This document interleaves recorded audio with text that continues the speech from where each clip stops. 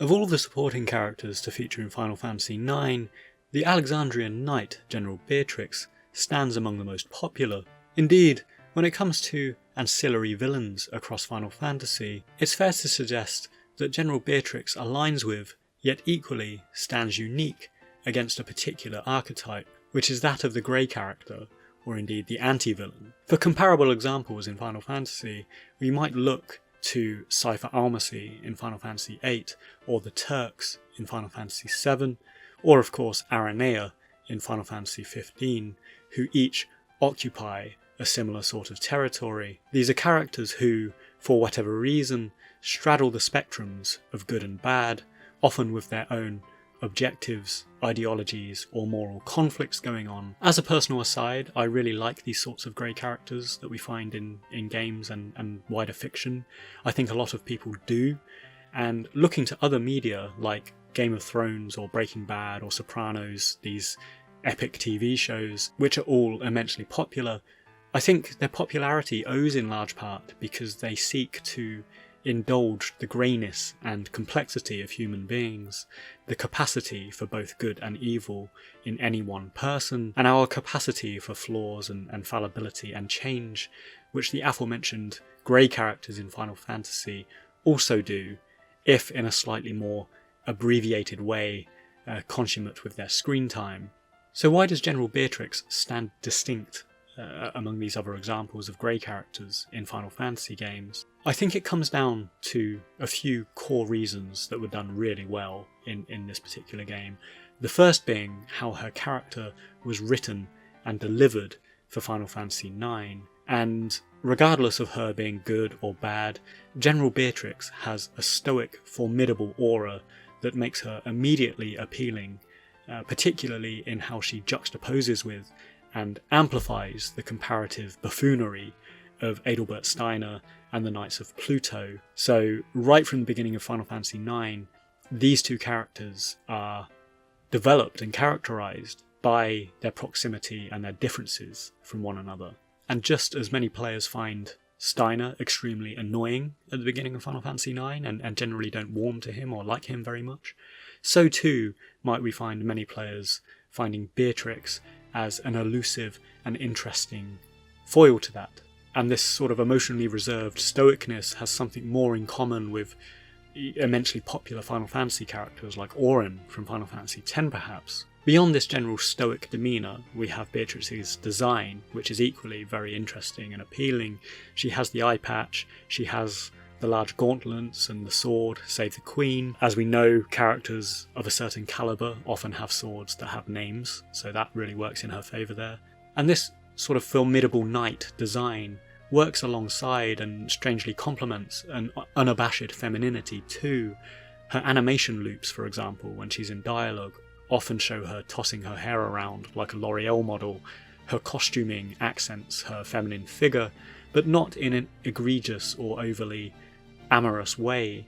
And indeed, Final Fantasy IX is, I think, a great example of Square showcasing formidable female warrior characters, specifically through the likes of Beatrix and Freya, to a lesser extent maybe Lani, and having them exist on their own merits and on their own strengths, without the reliance on femme fatale tropes that the likes of Scarlet has in Final Fantasy VII, for example. So all of this adds to the uniqueness of Beatrix at a superficial and aesthetic level. Beyond her initial characterization, and owing largely to Final Fantasy IX's efforts to be a much more ensemble, grander story, rather than one that focuses specifically on a hero's plight, Beatrix also stands out because she is shown to have a personality, an ideology and a moral conflict from pretty early in the game. And I think this is the key distinction between Beatrix and other comparable characters like Aranea in Final Fantasy XV. And while the latter had all the ingredients to be an awesome and memorable character, the issue was there was very little under the hood in terms of objective or conflict that really elevated her or gave her meaning beyond being a moderately hot Dragoon character, which I've covered in my recent Final Fantasy's Wasted Characters episode. So, looking to Beatrix, she is shown to periodically get her own scenes, she gets her own cutaway scenarios and monologues, where she communicates to the player and questions her orders and her objectives from an increasingly unhinged Queen Brane. She is torn between her formidable status and allegiance as a knight, which sees her periodically demolish our party in boss battles at Bermesia and Clara, with a more self-critical appraisal of what's going on around her, and quite to the contrary of Steiner, who traverses through half of this game as a frustratingly naive pawn for the Queen. Beatrix is very self-reflective, and we observe these critical turns of her character, such as when we're aboard the Red Rose and she witnesses the Queen using Odin to destroy Clara. And this shows a definite three-dimensionality to Beatrix that's really quite interesting, and it's much less apparent in characters like Aranea or Cypher in 8 or the Turks, because they are offered comparatively less independent screen time. We don't spend much time with them as individuals to flesh out what's really going on and what their objectives are. Although I will say, in the case of the original Final Fantasy VII, the Turks do have periodic moments of camaraderie and their own scenes where mostly they're just bantering, and I think that really lends to their amoral humorishness that they generally have. So all of this contrasts brilliantly to give Beatrix a depth and memorable nature that exceeds her screen time.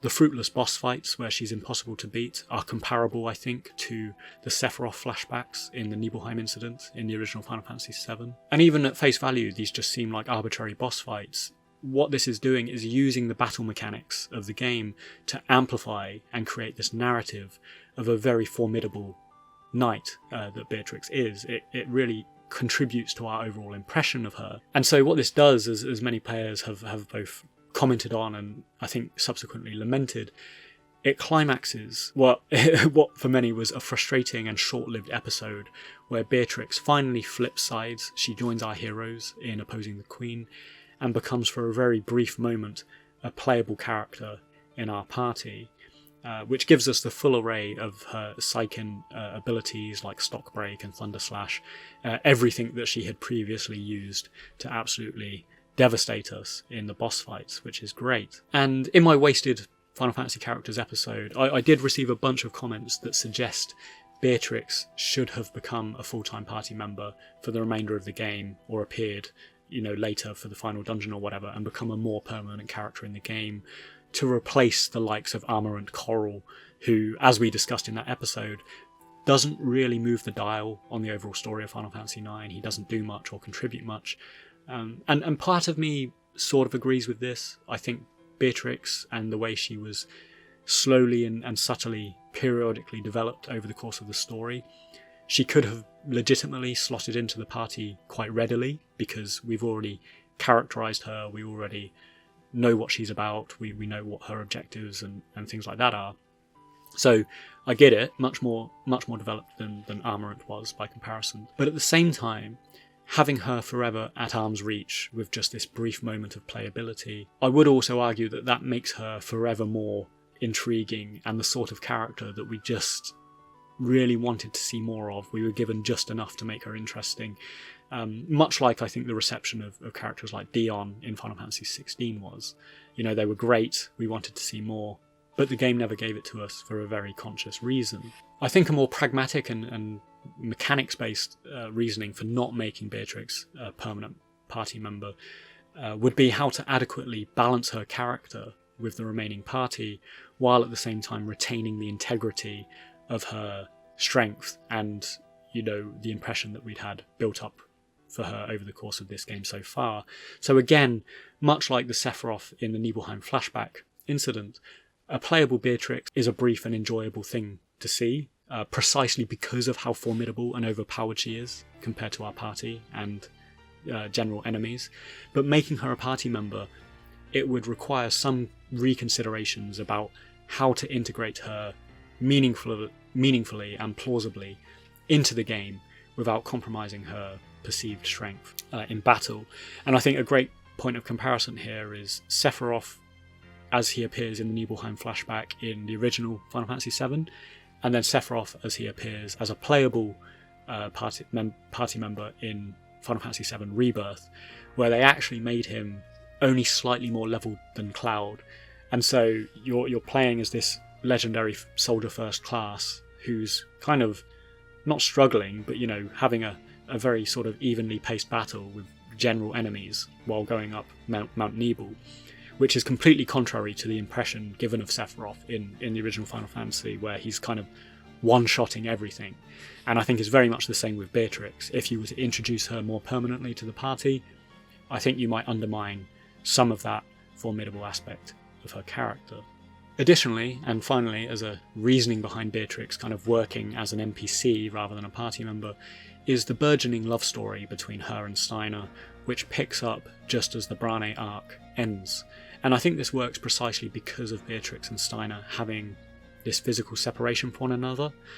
The episode with the love letter at Alexandria Castle is a prime example of their physical distance allowing these happy accidents and misconceptions and unacknowledged feelings to rise up and create this warm, revelatory conclusion for the two. And so, by making Beatrix a narrative constant as a party member, it might have cramped the ability to tell that story in the same evenly paced and reserved way that it ultimately was. So there we have it. Beatrix is a fantastic supporting character in Final Fantasy IX. I think she deserves her own shout out and dedicated episode, as I've sought to do here.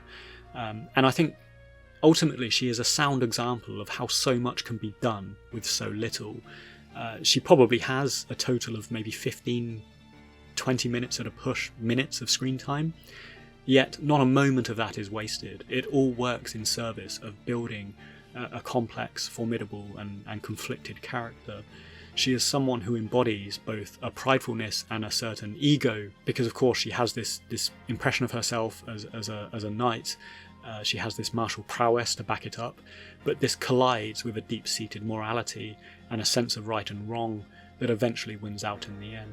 And so this is why I think Beatrix succeeds as a memorable character in Final Fantasy IX, and among with others of her type across the series, with just a little bit of room to explore her character, she stands out arguably as much as Kuja does as a villain and a foil to our heroes in this game. And as such, I think it's understandable completely why so many fans of the series would love to have seen her elevated and indulged.